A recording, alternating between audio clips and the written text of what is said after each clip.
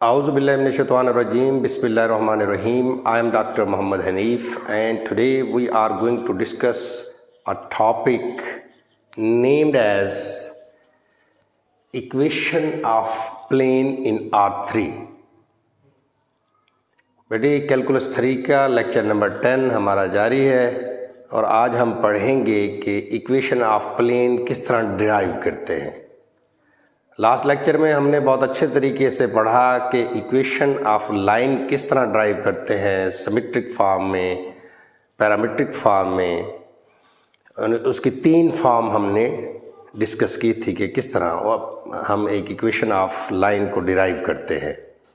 सो बेटे equation of line को derive करने के लिए हमने क्या किया था, हमने लाइन पर एक पॉइंट ले लिया था और उस लाइन के पैरेलल एक वेक्टर ले लिया था, तो वहाँ से हमने इक्वेशन ऑफ लाइन डिराइव कर ली।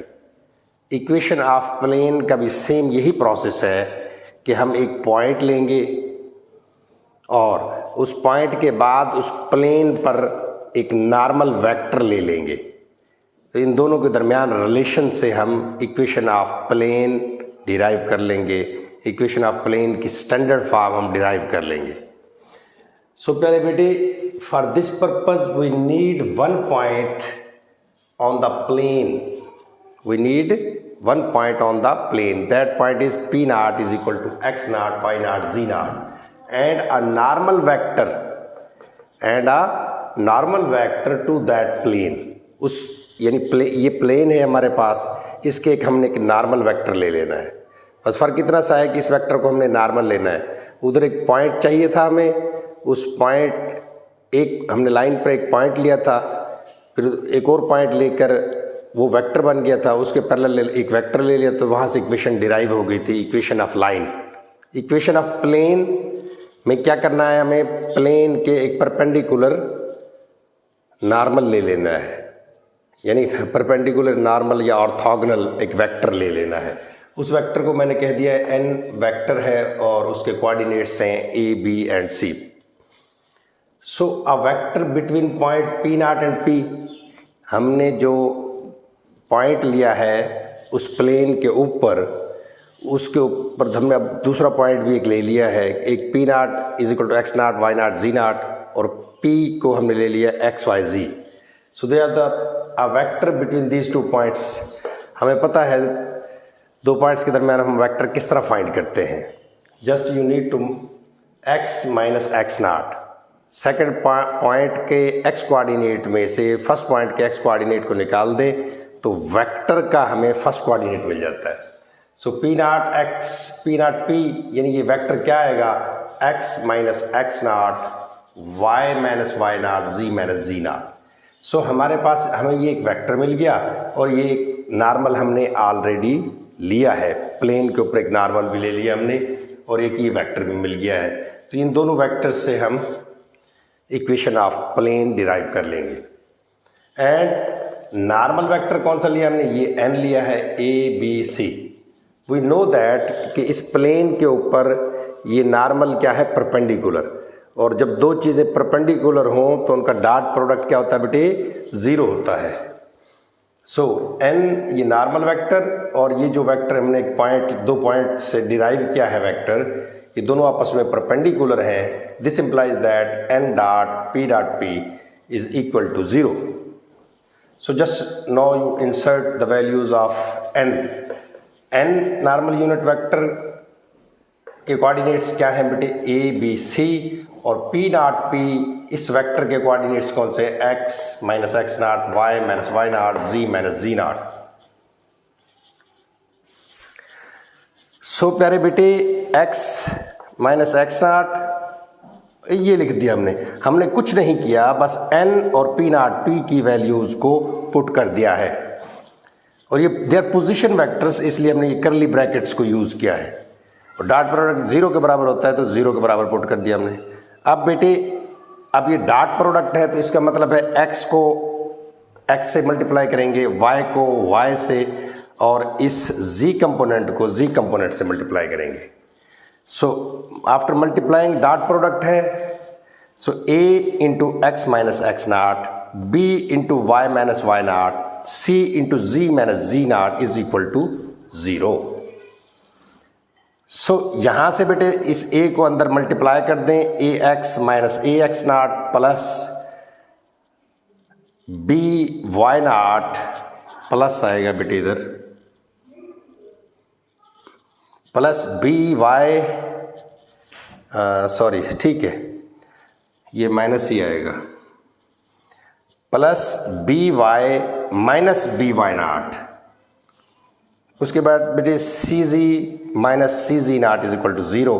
यहाँ से बेटे ए एक्स बी वाई और सी जी को अलहदा लिख लें, ए एक्स बी वाई और सी जी को हमने यहाँ लिख दिया, विच इज़ इक्वल टू बाकी तीन वैल्यूज़ को साइड पर ले जाएंगे, ए एक्स नाट प्लस बी वाई नाट प्लस सी जी नाट। अगर अच्छा ये जो हमारी इक्वेशन आ गई थी इससे हम स्टैंडर्ड इक्वेशन ऑफ प्लेन कहते हैं, मतलब a into x minus x naught plus b into y minus y naught plus c into z minus z naught is equal to 0। This is equation of plane in standard form. General form क्या होती है बेटे, इसको multiply कर दें आपस में और नाट वाली वैल्यूज़ को राइट साइड पर ले जाएं और ये ए एक्स नाट बी वाई नाट प्लस सी जी नाट इसको आप एक और कांस्टेंट के बराबर रख लें, लेट सपोज वो d है। So a x plus b y plus c z is equal to d। This is equation of plane in general form. तो इसकी एक छोटी सी एग्जांपल है बेटे, वो देखें। Find equation of plane at this point and parallel to this plane. एक equation of plane हमें फाइंड करनी है बेटे। पॉइंट उस प्लेन पे क्या दिया गया है, ये पॉइंट है और वो ये पॉइंट जो है ये पैरेलल है इस चीज़ के, इस इक्वेशन के। आप गौर करें इसमें x भी है, y भी है और z भी है, तो 3D में ये इक्वेशन ऑफ प्लेन है। तो हम देखिए इसका पोजीशन वेक्टर हम इजीली फाइंड कर सकते हैं, इसका भी वेक्टर फाइंड कर सकते हैं। वेक्टर क्या होगा, जाहिर है ये x कोऑर्डिनेट के साथ जो कोफिशिएंट है, y के साथ जो कोफिशिएंट है और z के साथ जो कोफिशिएंट है, ये बेसिकली किसी भी वेक्टर के 3 पॉइंट्स हो गए। इफ प्लेन्स आर पैरेलल, अगर दो प्लेन क्या हो बेटे पैरेलल, तो उनका नॉर्मल क्या होगा, एक ही होगा, सेम होगा। ये एक बेटे प्लेन है, ये इसका नॉर्मल है, ये एक प्लेन है, ये इसका नॉर्मल है, एक और प्लेन है। ये दोनों प्लेन आपस में पैरेलल हैं, ये प्लेन और ये प्लेन आपस में पैरेलल है, तो इनका नॉर्मल वेक्टर क्या होगा, सेम होगा। If planes are parallel they have the same normal vector, और नॉर्मल वेक्टर हमें ने खुद फाइंड कर लेंगे हम। ये बेटे क्या है नॉर्मल वेक्टर, 2 3 -1, यानी इसमें से जो वेक्टर निकालेंगे हम, पैरेलल है ना, तो इस प्लेन का वेक्टर क्या होगा, 2 3 -1, और ये पॉइंट हमें P दिया गया है 3 6 -2। सो इन दो इंफॉर्मेशन से हम equation of plane in standard form easily derive कर लेंगे। सो वो equation of plane standard form क्या है, a is equal to x minus x naught plus b is equal to y minus y naught plus c is equal to z minus z naught. अब ये a b c क्या है बेटे, ये यही है नॉर्मल वेक्टर जो हम लिए 2 3 -1। सो a की जगह 2 लिख दिया, b की जगह 3 लिख दिया और c की जगह -1 लिख देंगे। अच्छा, ये x नाट वाई नाट और z नाट क्या है, जो फर्स्ट पॉइंट जो हम लेते हैं किसी भी प्लेन पे जब इक्वेशन बनाते हैं, तो वो पॉइंट्स कौन से होंगे बेटे, वो होंगे 3 6 -2। सो x -3 हो गया बेटे, और इसी तरह y माइनस वाई नाट 6 होगा, इसी तरह z माइनस जी नाट -2 है तो +2 हो जाएगा। तो इसे मल्टीप्लाई कर दें, 2x - 6 प्लस 3y -18 z -2। तो बेटे 18 में 6 प्लस करें +2 करें तो -26 आ जाएगा, तीनों माइनस के हैं तो -26। So 2x + 3y - z -26 is equal to 0। So the final equation is 2x + 3y - z is equal to 26। So this is our required answer, यानी हमने प्लेन की इक्वेशन डिराइव कर ली। इंफॉर्मेशन क्या थी, हमारे पास एक पॉइंट दिया गया था और ये दूसरा इसको बताया नहीं क्या चीज़ है। हम जानते हैं कि प्लेन है तो इसमें नॉर्मल क्या होगा, वो 2 3 -1 होगा, यानी इसकी वेक्टर फॉर्म क्या बनेगी 2 3 -1।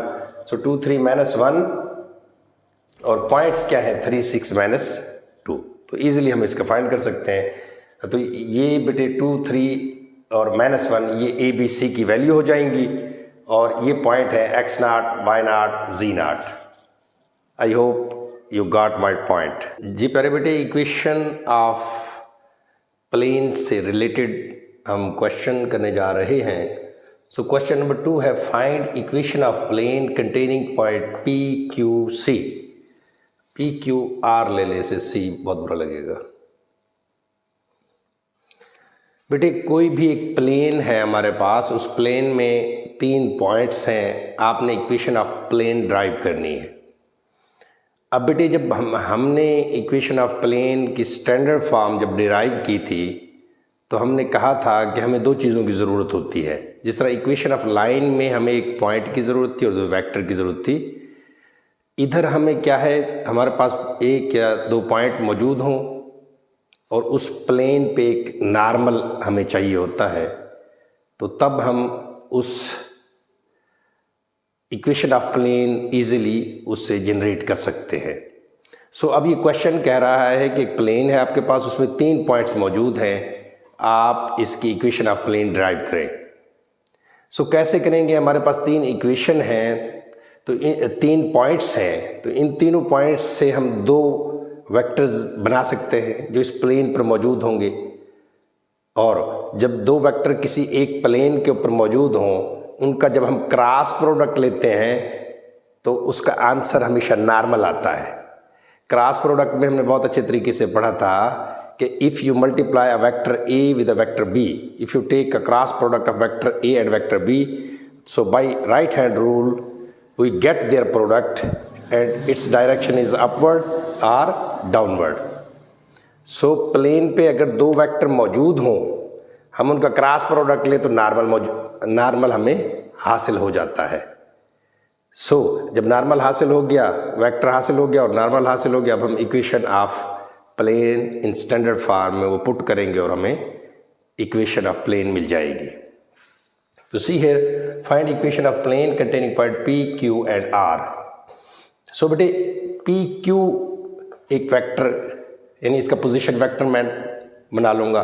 पी क्यू मीन्स 1 -2 -1 आ गया, -2 -3 -5 आ गया और 3 -1 4 आ गया। सो हमें ये एक वेक्टर मिल गया, प्लेन पर है ये वेक्टर पी क्यू। नेक्स्ट प्यारे बेटे पी आर एक और वेक्टर फाइंड कर लेते हैं। सो -1 -2 -3 आ गया बेटे, 2 -3 -1 आ जाएगा, 4 माइनस इंटू -1 +1 हो जाएगा, 5 हो जाएगा। सो बेटे ये हमें 2 वेक्टर्स मिल गए क्योंकि तीनों पॉइंट्स प्लेन पर थे मौजूद, तो इनमें से हमने 2 वेक्टर्स फाइंड कर लिए और ये वेक्टर्स भी जाहिर है उसी प्लेन के ऊपर मौजूद होंगे। तो अब इन दोनों वेक्टर का हम जब क्रॉस प्रोडक्ट लेंगे तो हमें नॉर्मल हासिल हो जाएगा और equation of plane in standard form में हमें नॉर्मल की ज़रूरत होती है। सो वो फाइंड कर लेंगे। अब just we need to take a cross product of P Q and P R. So प्यारे बेटे पी क्यू और पी आर का क्रॉस प्रोडक्ट लेंगे तो नॉर्मल वेक्टर मिल जाएगा हमें, उसको n का नाम दे दिया मैंने। So n is equal to P Q cross P R. तो आपको पता है क्रॉस प्रोडक्ट कैसे लेते हैं, एफएससी में हमने अच्छे तरीके से सीखा हुआ है। सो आई जे के ऊपर लिखें यूनिट वेक्टर, -1 -5 4 लिख दें, दूसरे वेक्टर को इसके नीचे लिख दें। सो जब इसको आप मल्टीप्लाई करेंगे, सॉल्व करेंगे, सॉल्व करने का तरीका मैंने ऑलरेडी सिखाया हुआ है। आई को लेंगे, ये कॉलम ख़त्म, ये रो ख़त्म, तो -5 से मल्टीप्लाई करेंगे तो -25 और +4 हो जाएगा तो -21 आई यूनिट वेक्टर। इस तरह -7 जे यूनिट वेक्टर, -14 के यूनिट वेक्टर। सो ये बेटे हमारा क्या आ गया, नॉर्मल यूनिट वेक्टर। अब हमने जब इक्वेशन ड्राइव की थी तो हमने कहा था कि एक पॉइंट चाहिए होता है और एक नॉर्मल चाहिए होता है। क्या चाहिए होता है बेटे, एक हमें पॉइंट चाहिए होता है प्लेन पर और एक नॉर्मल यूनिट वेक्टर चाहिए होता है। सो पॉइंट्स हमारे पास 3 मौजूद है, कोई भी एक पॉइंट आप इसमें से ले लें। लेट्स सपोज P को ले लेता हूँ मैं, पॉइंट P है और ये नॉर्मल हमने फाइंड कर लिया है। ये दो चीज़ें अगर मौजूद हों तो हम equation of plane in standard form easily derive कर सकते हैं। सो यहाँ से क्या निकलेगा बेटे, देखिए ये 3 1 J का कंपोनेंट है 1 और K का कंपोनेंट है 2। एक्चुअली ये है क्या, ये क्या है बेटे, A B और C है। So just put the value and get the answer. और ये बेटे ये क्या है, 2 3 -1 क्या है, ये एक्चुअली x0 y0 और z0 है। सो यहाँ से बेटे देखिए आप एक ही जगह हम क्या लिखेंगे, 3x - x0 -2, इसी तरह बेटे 1 आ जाएगा इधर b की जगह और इंटू y -3 आ जाएगा प्लस 2 बेटे c की जगह और z -z0 1 - into -1 2 sorry 1 minus z minus plus हो जाएगा तो 1 हो गया बेटे। So it is equal to 0। यहाँ से बेटे आप देखेंगे ये 3x + y + 2z और बाकी बेटे -2 -3 और 1 ये बेटे हो जाएंगे -7 को इधर ले आएंगे तो 7 के बराबर आ जाएगा। So this is our required answer. So हमने दोबारा मैं आपको समझाता हूँ कि हमारे पास प्लेन में 3 पॉइंट्स मौजूद हैं, हमें इक्वेशन ऑफ प्लेन ड्राइव करनी है। सो जब अब हमारे पास 3 पॉइंट्स मौजूद हों किसी प्लेन पर तो हम 2 वेक्टर्स उससे जनरेट कर लेंगे, PQ और PR। इन दोनों का क्रॉस प्रोडक्ट लेंगे तो हमारे पास नॉर्मल यूनिट वेक्टर आ जाएगा। उस नॉर्मल यूनिट वेक्टर और इस पॉइंट की मदद से हम फाइनल इक्वेशन हासिल कर लेंगे, equation of plane in standard form. Next बारे बेटे, find equation of plane at a point this containing a line L1 which is x - 2 over 2 is equal to y + 1 over -3 z + 3 over 5। सो प्यारे बेटे गौर से देखें, ये जो 2 एक्चुअली हमारे पास जो सिमेट्रिक फॉर्म थी क्या थी, x - x0 over a, y - y0 over b, z - z0 over c। और ये ए बी सी क्या थे बेटे, डायरेक्शन वेक्टर्स। किसी भी एक डायरेक्शन वेक्टर है, उसके कंपोनेंट हैं दिस एंड दिस, यानी डायरेक्शन नंबर कह सकते हैं हम इन्हें। यानी ये ए बी सी की वैल्यू, और ये x0 है, ये y0 है और ये z0 है। सो मतलब हमें इस लाइन से 2 इन्फॉर्मेशन मिल गई, बल्कि 3 इन्फॉर्मेशन मिल गई। एक वेक्टर भी हासिल हो जाएगा हमें और ये पॉइंट भी हासिल हो जाएगा। ये पॉइंट है कौन सा बेटे, 2 -1 -3, ये एक पॉइंट हासिल हो गया इस लाइन से हमें। दूसरा बेटे एक वेक्टर भी हासिल हो गया 2 -3 5। सो 2 इन्फॉर्मेशन होगी। एक पॉइंट उसने खुद दिया हुआ ये रहा, इसको P के इक्वल ले लिया हमने, 3 - 4 5। नेक्स्ट पॉइंट P1 है अपने पास, 2 -1 -3। सो इन दोनों पॉइंट्स का हम वेक्टर फाइंड कर लेंगे, यानी पोजीशन वेक्टर फाइंड कर लेंगे। वो होगा PP1। सो वो क्या होगा बेटे, 2 में से -3 हो जाएगा, -1 इंटू -4 हो जाएगा, +4 हो जाएगा और -3 इंटू -5 हो जाएगा, which is equal to -1 3 and -8। तो अब हमें बेटे क्या चीज़ें मिल गई, देखो एक तो वेक्टर V मिल गया जो प्लेन के ऊपर मौजूद है, और दूसरा नॉर्मल मिल गया हमें। नॉर्मल हम अब हासिल कर लेंगे, यहाँ से क्रॉस प्रोडक्ट ले लेंगे किसका, इस वेक्टर का और इस पॉइंट का। सो ये पोजीशन वेक्टर जो हमने हासिल किया है 2 पॉइंट से, PP1 cross product of with V के साथ इसका क्रॉस प्रोडक्ट ले लेंगे IJK। सो ऊपर लिखेंगे ये PP1 वाला वेक्टर -1 3 -8 और नीचे लिख देंगे vector V which is equal to 2 -3 5। इनको बेटे मल्टीप्लाई करेंगे तो जवाब आ जाएगा -9I unit vector -11J unit vector -3K unit vector. So equation of plane क्या आएगी बेटे, सिंपल सी बात है। ये क्या है बेटे, नॉर्मल यूनिट वेक्टर के साथ जो चीज़ें लिखी होती हैं उन्हें हम ए बी सी के साथ लिख देते हैं। सो ये -9x - x0 यानी ये पॉइंट 3 x - x0 एक पॉइंट इनमें से जो हमने जो लिया है उसको पुट कर देंगे, बस x - x0 3 हो गया, -11 हो गया बेटे, y - y0 माइनस का 4 है तो प्लस का 4 हो जाएगा। इसी तरह बेटे माइनस सी इधर लिखेंगे हम, तो सी की वैल्यू क्या है हमारे पास -3, z - z0 क्या है 5 -5, तो यहाँ से हमें इक्वेशन हासिल हो जाएगी 9x + 11y + 3z = -1। बेटे क्या किया था हमने, 3 पॉइंट्स मौजूद थे तो 2 वेक्टर्स हासिल कर लिए, उन वेक्टर्स को मल्टीप्लाई किया तो नॉर्मल यूनिट वेक्टर हासिल हो गया हमें। सो इन दोनों, फिर अभी पॉइंट्स तो बहुत सारे हैं हमारे पास, एक पॉइंट को ले लेंगे, ये ऊपर लिख दिया मैंने, और इस नॉर्मल यूनिट वेक्टर का हम आपस में क्रॉस प्रोडक्ट लेते हैं तो हमारे पास क्या आ जाता है, n यूनिट वेक्टर आ जाता है। अब इस पॉइंट और इस n यूनिट वेक्टर की मदद से हम equation of plane in standard form derive कर लेते हैं। सिमिलरली एक पॉइंट मौजूद है, एक लाइन मौजूद है, तो लाइन से पॉइंट का हमें पता लग जाएगा कि ये पॉइंट है x0, y0 और z0। सो इन दोनों पॉइंट्स का वेक्टर हम फाइंड कर लेंगे, ये फाइंड कर लिया। इस वेक्टर और ये जो वेक्टर v है यानी डायरेक्शन वेक्टर 2 - 3 5, इन दोनों का क्रॉस प्रोडक्ट लेंगे तो हमारे पास नॉर्मल हासिल हो जाएगा। जब नॉर्मल हासिल हो जाएगा तो इस नॉर्मल और इस पॉइंट की मदद से हम इक्वेशन ऑफ प्लेन डिराइव कर लेंगे या हासिल कर लेंगे। I hope you guys understand.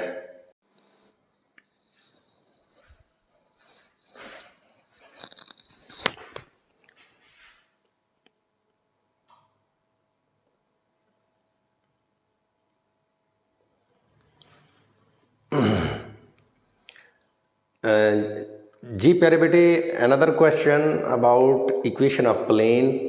उधर find the equation of plane containing point P and Q।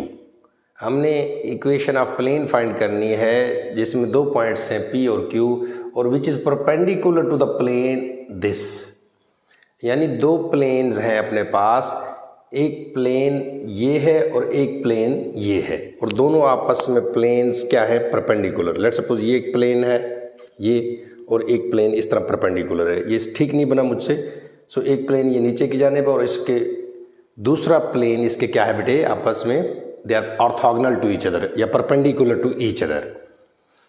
अब प्यारे बेटे अगर देखो इस एक प्लेन पर ये 2 पॉइंट मौजूद हों P और Q, और इनका हम क्रॉस प्रोडक्ट लें, हमने सीखा हुआ है A और B का जब क्रॉस प्रोडक्ट लेते थे, A और B मौजूद होते थे एक प्लेन में, जब उनका क्रॉस प्रोडक्ट लेते हैं नॉर्मल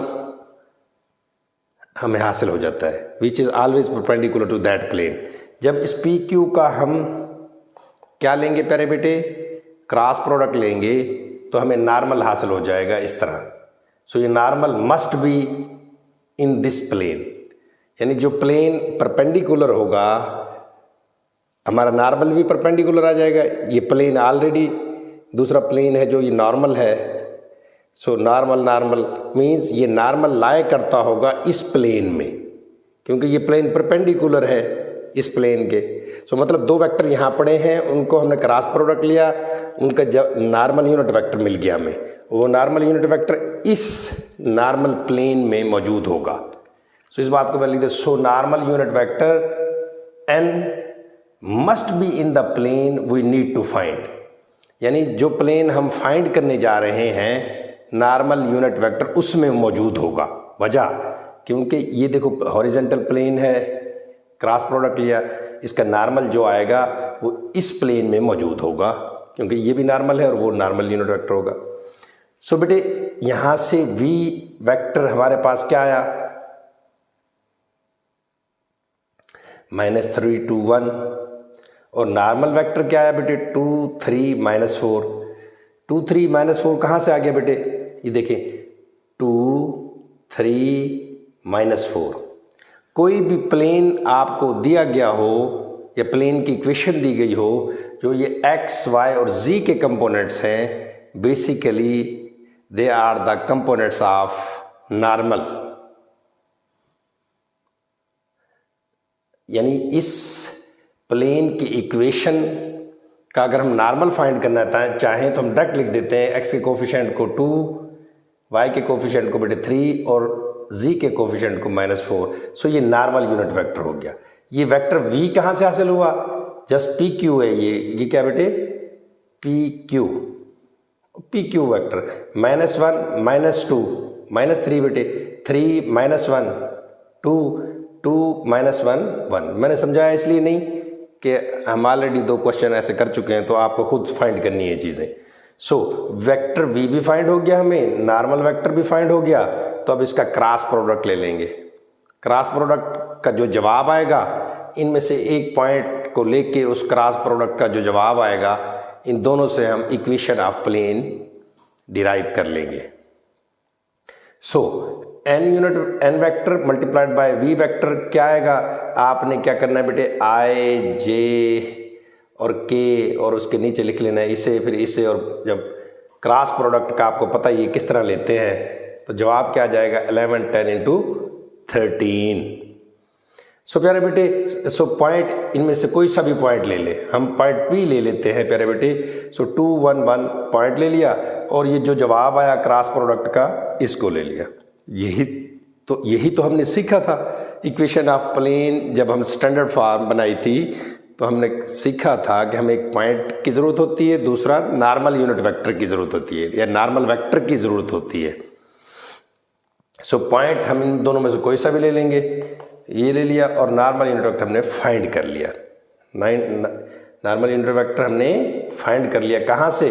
कि इस प्लेन का नॉर्मल 2 3 4 था, और इन दोनों से एक वेक्टर इनसे बन गया और एक वेक्टर इससे बन गया, दोनों को क्रॉस प्रोडक्ट लिया तो हमें नॉर्मल हासिल हो गया।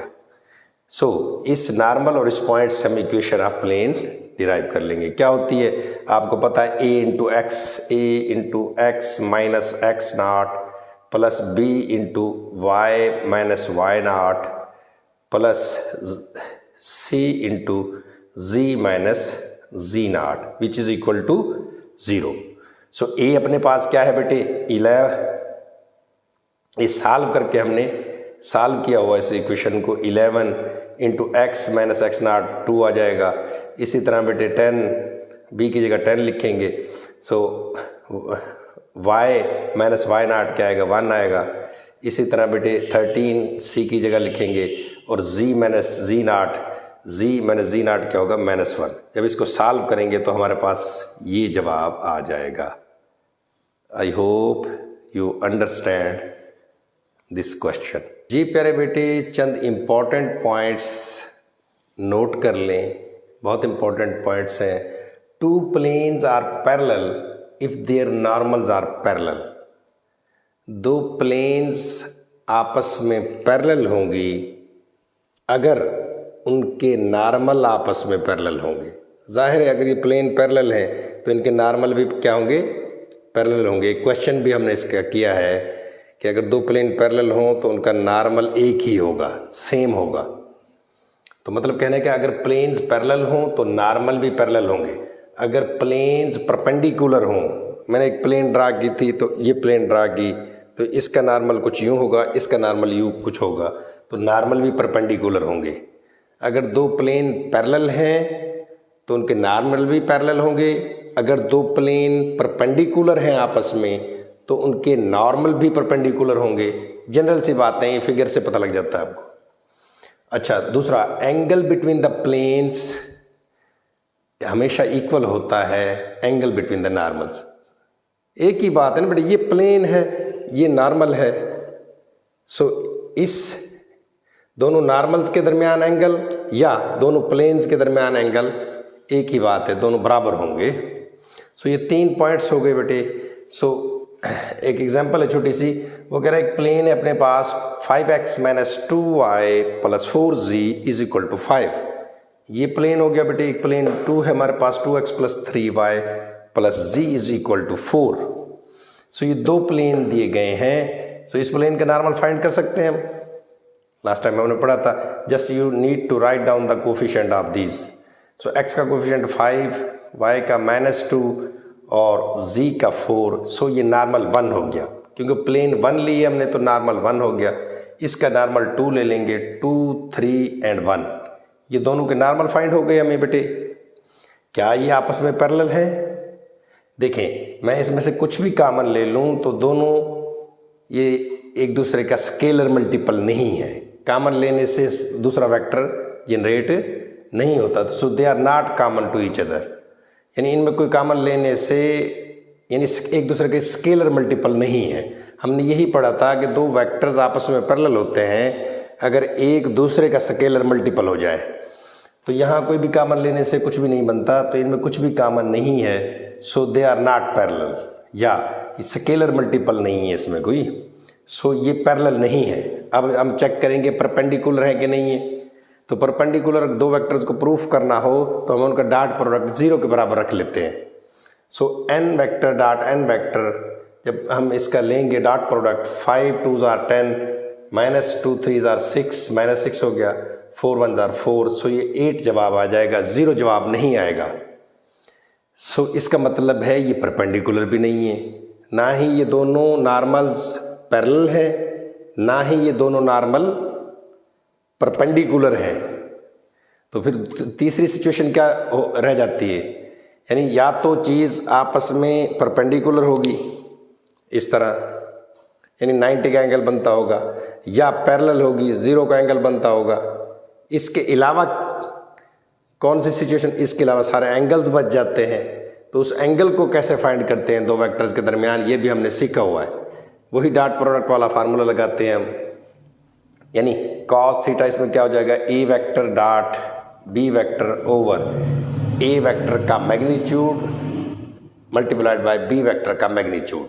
अब इधर ए वेक्टर कौन सा अपने पास, N vector dot n2 vector divided by N vector का मैग्नीट्यूड, n2 का मैग्नीट्यूड।